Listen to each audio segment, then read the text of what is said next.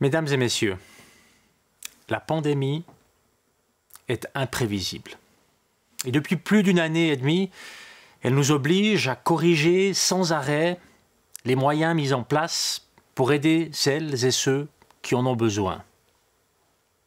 Et pour diminuer les conséquences financières les plus graves de la crise, la Confédération et les cantons ont adopté des mesures de soutien et décidé de créer la loi Covid-19. Le Parlement a voté cette loi en septembre 2020, il y a plus d'une année. Il l'a ensuite adaptée à chaque session parlementaire en fonction de l'évolution de la crise.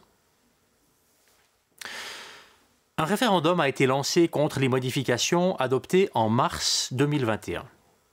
Et c'est pourquoi nous sommes appelés à voter sur cet objet le 28 novembre prochain.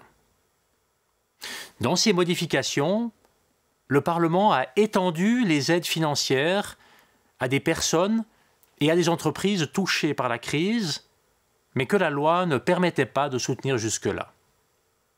Cette extension concerne les entreprises, les indépendants, les acteurs culturels, les organisateurs d'événements, des clubs sportifs et les crèches. De plus, le Parlement a créé la base légale pour le certificat Covid afin qu'il puisse être reconnu sur le plan international. Ce certificat, ouvert à toutes et à tous, permet des activités ouvertes. Les restaurants, les musées, les théâtres, les cinémas, les patinoires, les stades de foot, car ce document atteste que son détenteur est guéri, vacciné ou que le résultat de son test est négatif, et que donc le risque d'infection est très limité. Les comités référendaires estiment que ces modifications sont excessives et qu'elles divisent la Suisse.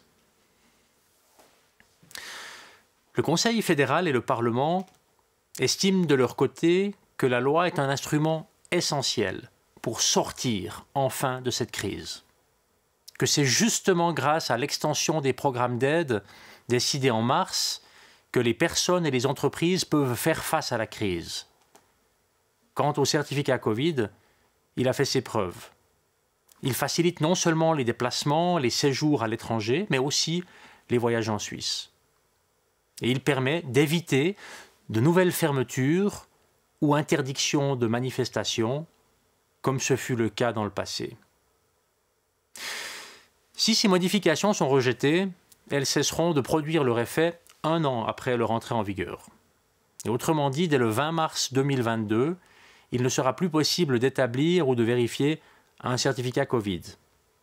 Et les certificats Covid existants ne seront probablement plus compatibles avec le système des pays membres de l'Union européenne, entravant les voyages à l'étranger. Autre conséquence, le Conseil fédéral ne pourra plus prolonger les indemnités en cas de réduction de l'horaire de travail, même si cela devait s'avérer nécessaire. Même chose pour les indemnisations en cas d'annulation des grandes manifestations, qui seront elles aussi supprimées. Et donc, pour toutes ces raisons, le Conseil fédéral et le Parlement, ainsi que les cantons, vous invitent à accepter la modification de la loi Covid-19 du 19 mars 2021.